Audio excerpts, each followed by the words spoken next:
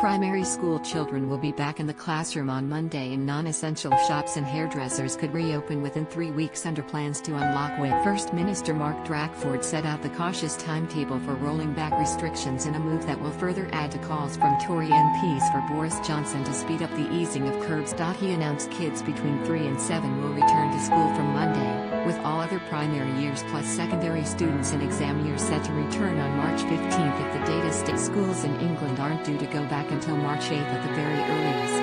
The stay-at-home measures will stay in place for another 3 weeks, however, he said. But from tomorrow, 4 people from 2 different households will be allowed to exercise outdoors together to help those struggling with lockdown, he announced at lunchtime. Mr. Drakeford told the press conference, "This does not mean that it is permissible for people to drive somewhere to exercise, and it does mean exercise, not socializing." Cases of coronavirus in Wales are at the lowest level since the end of September, and the R number is still below. The next review will be held in the week of the 8th March, and getting kids back to school will be the priority. He added, "If things remain on track, our aim still be for all children returning to face-to-face learning from the 15th of March. Almost 840,000 people in Wales had received their first dose of the COVID-19 vaccine, equivalent to 1/3 of the country's adult population, and they are on track to hit the target of vaccinating all over 50s by the end of April. He revealed Cardiff is locked in talks with retailers and contact professions like hairdressers about a possible reopening of their businesses in the middle of next month too if the health data allows. Ministers are also looking at how to safely restart weddings from March 1st, and care homes too. And he would be in talks with the hospitality industry about allowing some accommodation to reopen again too,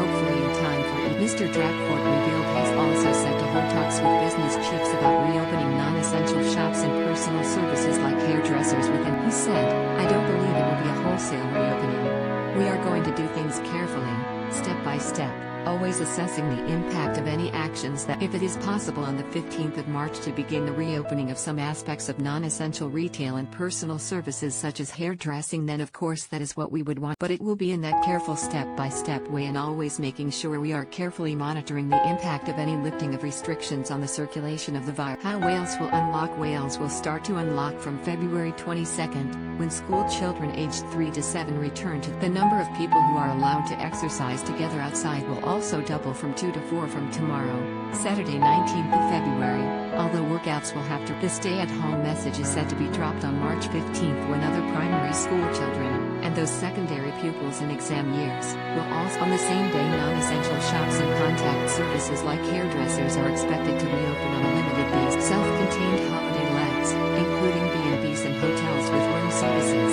will be allowed to welcome back holidaymakers from the start of April if case numbers. There are plans to reopen training opportunities for elite athletes, and to allow licensed wedding venues to resume small services from next week. Welsh ministers are also working over plans to ease strict rules around care, but they've warned gyms and indoor leisure centers aren't due to reopen anytime soon, although outdoor exercise classes could return. The Welsh First Minister even offered hope to families dreaming of an early getaway, by unveiling plans to allow self-catering holiday lets to reopen in time for Easter if he said, "I know that would be a boost to the industry and a big boost to hundreds of thousands of families in Wales for whom going down the caravan for a few days or a break would be a very welcome prospect. What we will work on is the possibility, and it is only that, of some limited reopening around Easter of self-contained accommodation places where people don't mix with other people, where there aren't shared facility. We can bring that forward to Easter if conditions allow.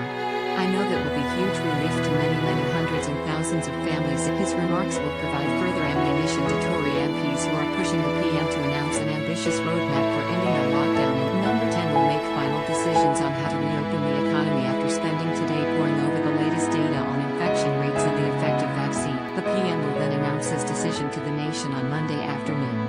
He will be buoyed by the first real-world data from Britain's vaccines rollout that shows they are cutting COVID transmissions and infections by. The figures from Public Health England show just 1 dose of both the Pfizer and AstraZeneca jabs has that effect on all age groups, according to the Telegraph. And separate data today reveals cases are falling most rapidly amongst the oldest, who were the first to receive the vaccine, with care home outbreaks falling by 38% in the space of a week. The statistics appear to vindicate Britain's decision to delay the second dose of the jab to protect as many people as possible.